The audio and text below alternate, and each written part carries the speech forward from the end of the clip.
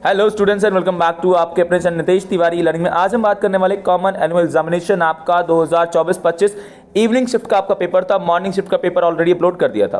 Pattern बहुत simple था, same pattern आता है। इसमें बहुत सारे ऐसे क्वेश्चंस हैं जो मॉर्निंग शिफ्ट में आपके आते थे, बट अभी इस बार इवनिंग शिफ्ट ज़्यादा इजी है। जैसा मुझे लग रहा था कि मॉर्निंग थोड़ा सा टफ, थोड़ा सा अलग सा आया है, तो इवनिंग थोड़ा इजी होगा, वैसा ही बिल्कुल हुआ है। आपका पेपर होपफुली बहुत अच्छा गया होगा। पैटर्न बहुत सिंपल होता है, इसमें 3 आवर्स आपको दिए जाते हैं, 80 मार्क्स आपके मैक्सिमम है।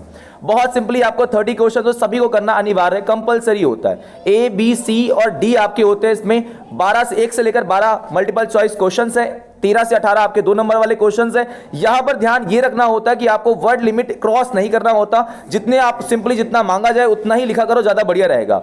बाद में आपका देखिए यहां पर 19 से 23 आपके कुछ दीर्घ आपके उत्तीर्ण प्रश्न होते हैं, 4 नंबर वाले। बाद में आपका 24 से लेकर 26 आपके 6 नंबर वाले क्वेश्चंस होते हैं। इनकी बात आप कर लेंगे। पहला क्वेश्चन की बात कर लेते हैं। बहुत इजी क्वेश्चन था कि संविधान का निम्न में से कौन सा कार्य नहीं है। ए, समाज के सदस्यों में न्यूनतम समन्वय और विश्वास बने। भाई ये पहला ही कार्य है तो ये तो नहीं हो सकता, ये बिल्कुल सही है। अगला है समाज में निर्णय लेने की शक्ति किसके पास होगी और यह तय करना, ये भी सही है। लोगों को असीमित अधिकार देना, गलत। यहीं पर रुक जाइए क्योंकि संविधान असीमित नहीं सीमित अधिकार देता ताकि आप अपना जीवन जी सके। तो सी ऑप्शन आपका इसका अगर आपने लगाया बिल्कुल सही है। अगला क्वेश्चन देखिए, इसमें निम्नलिखित प्रश्न में से अभिकथन और कारण को पढ़ना था, फिर उसके बाद आंसर देना था। अभिकथन कहता है कि प्लेटो ने अपनी पुस्तक द रिपब्लिक में न्याय के सिद्धांत की चर्चा की है, परफेक्ट, बिल्कुल सही है। और जॉन रॉल्स ने अज्ञानता के आवरण की कल्पना के माध्यम से न्याय का सिद्धांत, दोनों सही है लेकिन दोनों का कोई रिलेशन नहीं है, तो स्पष्टीकरण नहीं हो रहा है। इसका मतलब बी ऑप्शन सही रहेगा, दोनों सही है लेकिन कथन कारण की जो व्याख्या है, स्पष्टीकरण है, वो नहीं कर रहा है। क्वेश्चन नंबर 3 देखिए, मिलाने वाला आ गया था। अब इसमें पता क्या करना होता है, अगर आपको चारों नहीं भी पता है, जो पता है पहले उनको मिलाकर देखो। जैसे अनुच्छेद 368 जो आपका है वो संविधान में संशोधन करता है, तो फर्स्ट का देखो बी कितनों में, फर्स्ट का बी कितनों में, इन दोनों में नहीं है, इसमें भी नहीं है। इसका मतलब सिर्फ एक में। भाई साहब यहीं आपने पकड़ लिया कि ये आपका ऑप्शन डी है, बाकी सब देख लेते कौन सा किसका क्या है। तो आपका सेकंड का इसमें सी हो जाएगा, ठीक है, सेकंड का सी हो जाएगा। थर्ड का आपका इसमें हो जाएगा डी, थर्ड का आपका डी, और आपका यहां पर फोर्थ है, फोर्थ का आपका हो जाएगा ए, ठीक है, लास्ट में फोर्थ का ए हो जाएगा। ये आपका ऑप्शन डी बिल्कुल परफेक्ट है, डी ऑप्शन बिल्कुल परफेक्ट, ठीक है, ऑप्शन डी। उसके बाद क्वेश्चन नंबर देखिए आपका है 4th, जिसमें निम्न में से कार्यपालिका का सदस्य कौन नहीं है। भाई देखो, मुख्य न्यायाधीश, राष्ट्रपति, गृह मंत्री और प्रधानमंत्री। मैं 2 चीज क्लियर कर दूं कि प्रधानमंत्री और गृह मंत्री दोनों ही पार्ट होते हैं मंत्रिपरिषद का, तो ये दोनों बिल्कुल सही है। राष्ट्रपति भी सही है, तो गलत आपका ऑप्शन ए है, मुख्य न्यायाधीश नहीं होगा, ठीक है। अगला क्वेश्चन है, क्वेश्चन नंबर आपका 5 है। अभिकथन कारण फिर से आ गया। मुक्त बाजार के समर्थकों का मानना है कि बाजार को राज्य के हस्तक्षेप से मुक्त कर दिया जाना चाहिए, बिल्कुल सही है। मुक्त बाजार प्रणाली भारत जैसे देशों के लिए बिल्कुल उपयुक्त है, गलत, भारत जैसे देशों के लिए नहीं है। ए ऑप्शन सही है और बी इसका जो है ये आप कह लीजिए कि गलत है, ठीक है। तो ए आपका सही है और आपका इसमें सेकंड असत्य है। क्वेश्चन नंबर देखिए 6 आपका, इसमें आपको टाइम पीरियड बताना है किसका क्या था। मैं एग्जैक्ट बताता हूं किसमें क्या है। पहली बार जो आपका पाठ का लगा 1975 है इसका, ठीक है। भारत में संविधान जो लागू हुआ 1950 में आपका 26 जनवरी, और जो संविधान में संशोधन 73वां 74वां है 1993 1992 कह लीजिए, और केशवन भारती केस 1973। तो आप इस हिसाब से देखिए कौन सा आपका पहले है। सबसे पहले आपका संविधान जो है वो लागू होगा, तो सेकंड सबसे पहले होना चाहिए, और सेकंड सबसे पहले आपका हो गया। उसके बाद कौन सा होगा, उसके बाद केशवन भारती केस आपका उसके बाद होना चाहिए। तो मतलब पहले आपका ये होगा, फिर आपका 4th होगा, तो पहले सेकंड फिर 4th, उसके बाद आपका होना चाहिए यहां पर 3rd, ठीक है, नहीं आपका फर्स्ट होना चाहिए, ठीक है, और उसके बाद आपका यहां पर होना चाहिए 3rd, सबसे लास्ट में आपका यहां पर आएगा 3rd, ठीक है। क्वेश्चन नंबर आपका जो है 73वां संशोधन, ठीक है। ऑप्शन बी आपका इसमें सही रहेगा, ऑप्शन बी इसका बिल्कुल सही ऑप्शन है, बी। उसके बाद क्वेश्चन नंबर देखिए 7, भारत सरकार जो है मंत्रिपरिषद की अधिकतम संख्या। भाई मॉर्निंग शिफ्ट में सेम क्वेश्चन आया हुआ था, कितने परसेंट है, तो आप बता सकते हैं कि राज्यसभा का 15%, लोकसभा का 15%, राज्यसभा का 10%, लोकसभा का 10%। मंत्रिपरिषद की जो अधिकतम संख्या आपकी है लोकसभा का 15% आपका बिल्कुल सही रहेगा, ऑप्शन बी बिल्कुल सही है। अगला देखिए, गलत जोड़े को पहचानना है कौन सा आपका है। इसमें देखिए काफी ध्यान से आपको समझना पड़ेगा कौन सा गलत है। नए राज्यों का प्रवेश साधारण बहुमत, ये बिल्कुल सही है, तो ये गलत नहीं हो सकता। मूल ढांचा अगर चेंज करना है तो विशेष बहुमत प्लस आधे राज्यों की सहमति, हाँ ये भी सही है। संविधान में संशोधन जो होता है विशेष बहुमत से होता है, ठीक है। राज्य व केंद्र सरकार के मध्य शक्तियों का वितरण और विशेष बहुमत प्लस आधे राज्यों का अनुमोदन। अब यहाँ पे देखिए जो थोड़ा सा है, ये थोड़ा सा डी वाला थोड़ा सा डिफरेंट आपका है, तो डी ऑप्शन आपका बिल्कुल सही रहेगा। उसके बाद नागरिकों के लोकतांत्रिक अधिकारों का दावा सर्वप्रथम कहाँ किया गया। Option A America, option B आपका रूसी क्रांति में, ऑप्शन सी फ्रांसीसी क्रांति में, चीनी क्रांति में। आपने 11th क्लास पढ़ी होगी। बहुत सिंपली यहां पे बता दूं कि फ्रांसीसी क्रांति की बात की गई है, बाकी किसी क्रांति को ज्यादा मेंशन नहीं है, तो ऑप्शन सी आपका बिल्कुल सही रहेगा।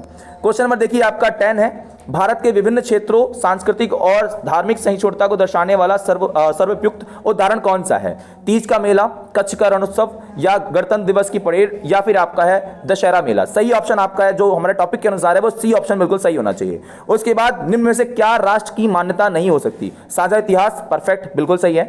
भू क्षेत्र, ये बिल्कुल है। साझा रणनीतिक आदर्श, ये भी है। साझा राजनीतिक साझे त्योहार नहीं हो सकता, डी ऑप्शन आपका इसका रहेगा। उसके बाद देखिए आपके क्वेश्चन वाला आपका ये राष्ट्र हमारा अंतिम आध्यात्मिक मंजिल नहीं हो सकता। मेरी शरणास्थली तो मानवता, और मैं हीरो की कीमत पर शीश महल नहीं खरीदूंगा, और जब तक मैं जीवित हूं देशभक्ति को मानवता का कदापि विजयी नहीं होने दूंगा। ये बात किसने कही है? देखो हमने अगर आपने 11th क्लास पढ़ी है तो आपको पता होगा रविन्द्रनाथ टैगोर का ऐसा कोई बात आया नहीं है। महात्मा गांधी ने बोला है पर राजनीति के बारे में बोला है। तो यहां पर जो टॉपिक आपका सुभाष चंद्र बोस ने ये आपका बोला है, सी ऑप्शन बिल्कुल इसमें सही रहेगा। अब 2 नंबर वाले क्वेश्चन से आप अगर रफली जानते तो आप इसको आराम से लिख सकते थे। पहला क्वेश्चन था कि एक देश की संविधान की आवश्यकता क्यों है? देश को सही से चलाने के लिए, कानून व्यवस्था को बनाए रखने के लिए, सभी नागरिकों को अधिकार देने के लिए बहुत ज्यादा जरूरी है कि संविधान रहे ताकि व्यवस्थाओं को सही से चलाया जा सके। ऐसा आपने अगर कुछ लिखा है तो बिल्कुल सही है।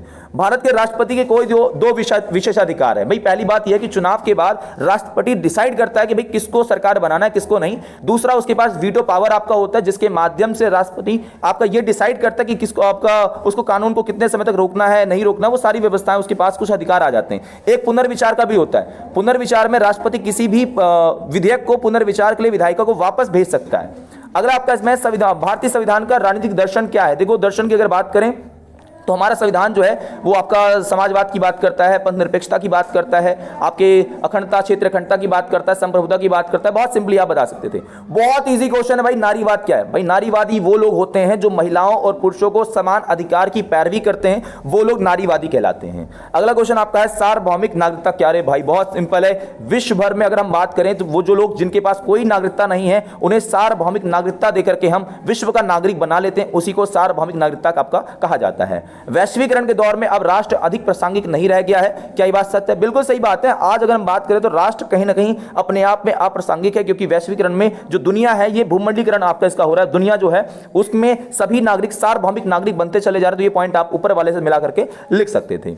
अगला है संवैधानिक उपचारों के अधिकार को डॉक्टर भीमराव अम्बेडकर ने आत्मा और हृदय की संज्ञा दी है। बिल्कुल सही बात है, क्योंकि अगर आपके मौलिक अधिकार लागू नहीं होते हैं, समानता स्वतंत्रता कोई भी अधिकार आपको नहीं मिलता है, तो आप संवैधानिक उपचारों के अधिकार के माध्यम से न्यायालय में जाकर के अपने अधिकार को प्राप्त कर सकते हो। अगला आपका है लोगों के बुनियादी जरूरतें उपलब्ध ना करा पाना भी उनके साथ न्याय ना करने के बराबर है। बिल्कुल सही बात है। अगर आप उनको शिक्षा, स्वास्थ्य जैसी बुनियादी चीजें प्रोवाइड नहीं करवा पा रहे, आप उनको उसके बाद उनके जीवन में कोई परिवर्तन नहीं आ पा रहा है, गुणात्मक परिवर्तन नहीं आ पा रहा है, तो आप न्याय कहां से दे रहे हो? अगर मैं कहता हूं राजनीतिक अधिकार दे दिया, आर्थिक दे दिया, लेकिन उनके जीवन में बुनियादी परिवर्तन, घर और खाना नहीं मिल रहा है, तो भाई कोई चेंज आपका नहीं होगा। ऐसे पॉइंट्स आपको इसमें बना के लिखना था। फिक्स आंसर इसका नहीं है।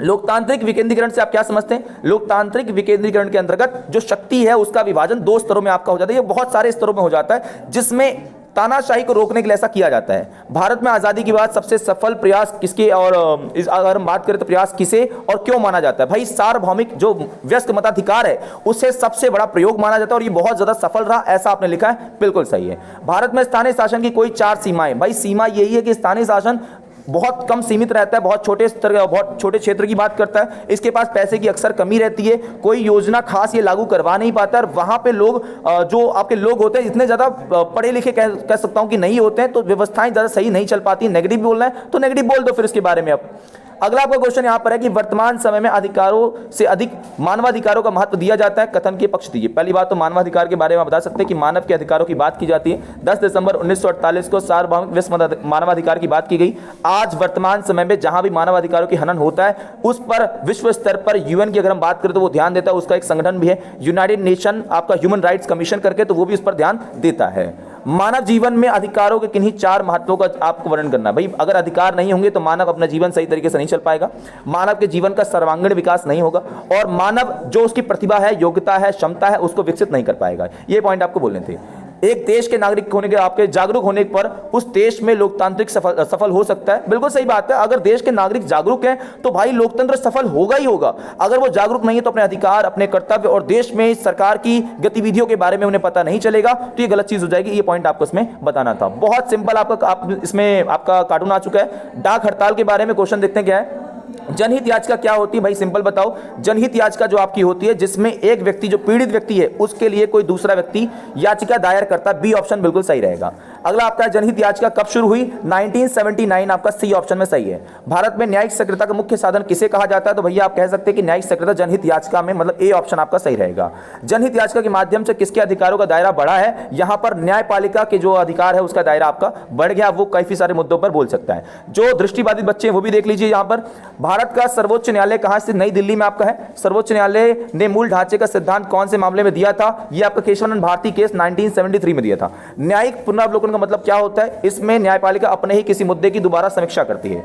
उच्चतम न्यायालय का मौलिक क्षेत्राधिकार क्या है, जहां पर वो केंद्र और राज्य के जो विवाद है उसको सुलझाता है। तो ये पॉइंट आप बोल सकते हैं, खासकर मौलिक अधिकारों को भी लागू करवाता है। अब मैप आपका आया हुआ है, बहुत सिंपल मैप है। इसमें आपका पहला क्वेश्चन है कि भैया राज्यसभा की अधिकतम सीटों वाला राज्य कौन सा है, तो यूपी है। ठीक है, ए आपका यूपी। इसका क्या रहेगा, आपका अधिकतम सीटें कहां, यूपी में है ए, क्योंकि जनसंख्या बहुत ज्यादा है। अगला क्वेश्चन, वह राज्य जिसको कम जनसंख्या की वजह से एक राज्यसभा सीट है, तो ये आपका सिक्किम हो जाएगा। सेकंड वाले का क्या हो जाएगा, सिक्किम। ए ऑप्शन रहेगा उसका सिक्किम। उसके बाद क्वेश्चन नंबर 3 देखिए, वह राज्य जिसे द्विसदनात्मक विधायिका है। द्विसदनात्मक अगर विधायिका की बात कर रहा है तो यहां पे आपको दोनों है, महाराष्ट्र तेलंगाना, लेकिन महाराष्ट्र ही होगा क्योंकि नया राज्य जो बना है वो बी तेलंगाना है। नया राज्य कौन सा बना है आपका, नवीनतम राज्य आपका यहां पर रहेगा तेलंगाना। ठीक है, ऑप्शन नंबर आपका इसका क्या रहेगा, ऑप्शन नंबर आपका है बी। ठीक है, लास्ट वाले का बी। इस सारा आपको समझ में आ रहा होगा। दृष्टिबाधित की अगर हम बात करें तो राज्यसभा सदस्यों कार्यकाल आपका कितना, 6 सालों का होता है। गठबंधन सरकार के दौर किस वर्ष, 1989 में आपका शुरू हुआ। निजी विधेयक जिसे कहते हैं जिसमें आपका संसद का कोई भी सदस्य पेश कर सकता है। शून्यकाल 1 से 2 बजे का समय होता है जिसमें सरकार के मंत्रियों से प्रश्न पूछा जा सकता है। अगर वो देना चाहते हैं आंसर दे, वरना न दे, कोई ऐसा कोई प्रावधान नहीं है कि वो देना ही चाहिए उनको। अभी आपका गद्यांश था, इसको पढ़ के आंसर देना था। निम्न से किस प्रकार की असमानता को बदला नहीं जा सकता, प्राकृतिक असमानता, बी ऑप्शन। सामाजिक असमानता किसने जन्म दिया है, इसको समाज ने, सी ने जन्म आपका समाज ने जन्म दिया है। सामाजिक असमानता को कैसे दूर किया जा सकता है भाई, समाज में परिवर्तन ला करके, कुछ नियम बना करके जिसके माध्यम समाज में हम एकीकरण या एकता की स्थापना कर सकें, और जो छुआछूत चीजें हैं, पुरानी सोच है, उसको चेंज करके। बाकी ये आपके 6 नंबर वाले क्वेश्चन हैं, बहुत सिंपली आप अगर आपने वीडियो देखी होगी, बहुत सारे क्वेश्चन वहीं से आपके उठ के आ गए हैं। भारत में चुनाव प्रणाली की बात करें तो आपको चुनाव के बारे में बताना था, कैसे स्टार्ट होता है, क्या व्यवस्थाएं होती हैं, वर्तमान में चुनाव में कौन कौन से अवरोध हैं। तो भाई आपका इसमें सुधार की बात कर रहा है, वो धन का अधिक प्रयोग की बात कर रहा है, इसमें आपका धांधली की बात कर रहा है, इसमें आपका जागरूकता नहीं नागरिकों में उसकी बात कर रहा है, वोटिंग परसेंटेज लगातार कम हो रही है उसकी बात कर रहा है। ये सारे पॉइंट आपको बताने थे। First part the post system, आपका सर्वाधिक वोट से जीत प्रणाली की बात करें तो भाई भारत में इसलिए स्वीकार की गई क्योंकि ये बहुत ज्यादा सरल है, सहज है, इसलिए स्वीकार कर लिया गया। समानुपातिक प्रणाली भारत जैसे देश में नहीं है क्योंकि इसको कठिन है, बहुत ज्यादा इसको समझना बहुत कठिन है, भारत में इसको लागू नहीं किया जा सकता। अगला है, भारत के संविधान निर्माताओं का केंद्र सरकार को अधिक शक्तिशाली बनाने का उद्देश्य बहुत सिंपल था, क्योंकि भारत का विभाजन 1947 में जब होता है तो पाकिस्तान बढ़ गया, हमें डर लगा कि और भी हमारे क्षेत्र बढ़ जाएंगे जिसके माध्यम से हमें समस्या का फेस करना पड़ेगा, इसलिए हमने केंद्र सरकार को बहुत ज्यादा शक्तिशाली बनाया, बहुत सारे प्रावधान उसी को दे दिए। भारत के संविधान में कुछ राज्यों के लिए विशेष प्रावधान है, बिल्कुल सही बात है। अगर हम जम्मू कश्मीर की बात करें, धारा 370 आपकी हुआ करती थी। धारा 370 आपका 71A आपका जो है वो पूर्वोत्तर के राज्यों के लिए है। यहां तक कि हमने बहुत सारे ऐसे स्टेट आपके जो पहाड़ी इलाके वहां के क्षेत्रों में जमीनें नहीं ले सकते, जैसे असम के लिए भी ऐसी प्रावधान आपके हैं। आपके साउथ इंडिया कुछ स्टेट्स हैं जहां पे कुछ प्रावधान है ताकि उनकी जनजातियों को बचाया जा सके। किसी भी व्यक्ति को समाज में असीमित स्वतंत्रता क्यों नहीं दी जानी चाहिए, क्योंकि भाई वो उसके माध्यम से यहाँ पर समाज में अराजकता फैला देगा, अशांति फैला देगा, इसलिए नहीं होना चाहिए। स्वतंत्रता के प्रतिबंध के स्रोत आपके सरकार है, बलपूर्वक हो सकता है, ये पॉइंट आपको लिखना था। अभिव्यक्ति की स्वतंत्रता क्या है, सिंपल अपनी बात को रख सकते हैं, ये आपका लघुत्तम क्षेत्र जहाँ पे आपका हस्तक्षेप होना चाहिए। जीएस मिल ने अगर हम बात करें तो उन्होंने बोला कि भाई व्यक्ति को नकारात्मक जो स्वतंत्रता है होनी चाहिए, मतलब कोई प्रतिबंध होना ही नहीं चाहिए, इस बात को आपको बताना था। लास्ट क्वेश्चन आपका धर्मनिरपेक्षता की बात करें तो भारतीय धर्मनिरपेक्षता का जो मॉडल है वो कहता है भैया कि धर्म राज्य अलग रहेंगे, लेकिन अगर धर्म में कोई बुराई है, कोई समस्या, तो उसको सॉल्व राज्य करेगा, ये पॉइंट आपको है। और पश्चिम का जो धर्मनिरपेक्षता है वो कहता नहीं, धर्म और राज्य दोनों आपके अलग रहेंगे, कोई उनमें संबंध नहीं रहेगा। ये सारे के सारे आपके क्वेश्चन थे, क्वेश्चन के आंसर हैं। आशा करता हूं आपको समझ आया होगा। साथ ही चैनल पर नए हो, चैनल को सब्सक्राइब कर लो, बेल आइकन को जरूर दबा दो। इसका दोस्तों जय हिंद, जय भारत।